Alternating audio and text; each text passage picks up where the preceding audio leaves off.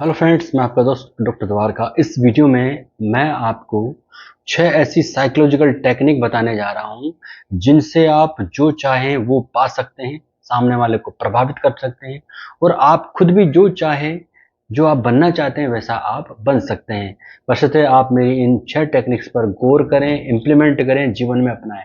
तो दोस्तों, इन 6 तरीकों पर आप ध्यान दें। नंबर 1, मिररिंग टेक्निक, यानी दूसरे की कॉपी करना।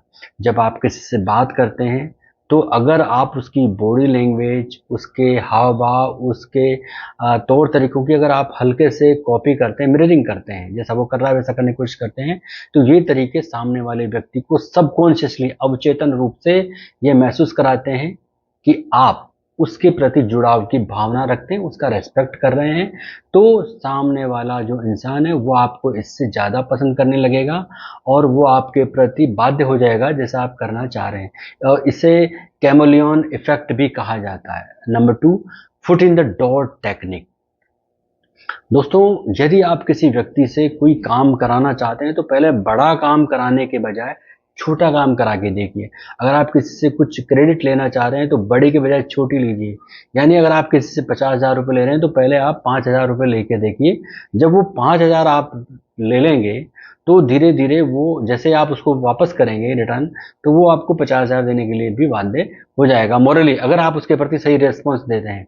तो ये foot in the door technique है। तो बड़ा काम जब आप करते हैं तो पहले, उससे पहले ज़रूरी है कि आप छोटा काम उससे कराकर देखिए। इससे आपकी वो मांग पूरी हो जाएगी, आपके प्रति वो संवेदना रखेगा और वो काम कर देगा। अगर आपने स्टार्टिंग में कह दिया कि मुझे तो ये बड़ा मकान चाहिए, बड़ी किताबें चाहिए, बड़ा ज़्यादा पैसा चाहिए, तो वो पूरी नहीं हो पाएगी। आपको छोटे से शुरुआत करनी होगी। And number 3, power of silence. आज हर इंसान ज़्यादा से ज़्यादा बकबक करना चाहता है, बोलना चाहता है, सामने वाले की नहीं सुनना चाहता। लेकिन अगर आप बातचीत चल रही है और उस बातचीत के दौरान आप बीच बीच में चुप हो जाते हैं, खामोश हो जाते हैं, तो इससे सामने वाला दबाव महसूस करता है और वो फिर आपके अनुरूप झुकता है। और जनरली ये जो टेक्निक है ये नेगोशिएशन और तर्क वितर्क में तो बहुत ही ज़्यादा कारगर है। And number 4, anchoring technique. यानी अगर पहली बार आप कोई बात किसी से करते हैं और पहली बार में आप अपने फ़ायदे की बात उसके सामने रख देते हैं और फिर बातचीत जब आपकी ख़त्म होती है तो सामने वाला व्यक्ति सबसे पहले आपने जो बात स्टार्ट करी थी उसी पर अपना फोकस करता है और उसी के अनुरूप, भले ही वो आपका फ़ायदा हो, आपका कुछ भी हो, उस पहले वाली बातचीत पर ही वो अपना फोकस करता है, उसी के अनुरूप काम करता है और इससे आपके फ़ायदे की बात पूरी हो जाती है।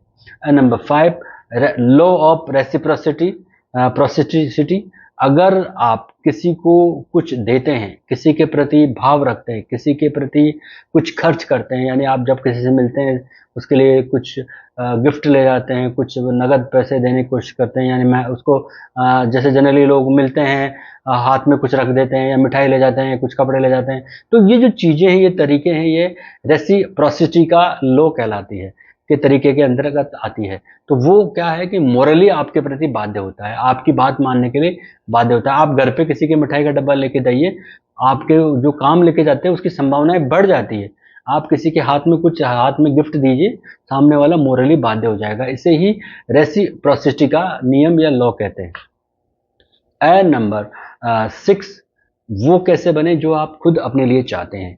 तो इसकी एक बहुत ही तरीका जोरदार है और अंग्रेजी में एक कहावत है, fake it till and you make it. यानी जैसा आप बनना चाहते हैं वैसे बनने का दिखावा, वैसे बनने की नकल, वैसा कर, सब कुछ वैसा ही करें जब तक कि आप बन नहीं जाते। यानी आप मान लीजिए कोई क्लास 1 ऑफिसर बनना चाहते हैं तो आप अपनी लाइफस्टाइल में वैसा ही बनने का दिखावा करें, वैसे ही मेहनत करें अंदर ही अंदर। तो एक स्थिति वो आएगी कि आप अपने आप उस लेवल पर पहुंच जाएंगे और जैसा आप चाहते हैं वैसा आप बन जाएंगे। ये 6 टेक्निक आप इस्तेमाल करिए और मुझे कमेंट करके बताइए कि ये आपके कितने बेनिफिशियल रही। धन्यवाद।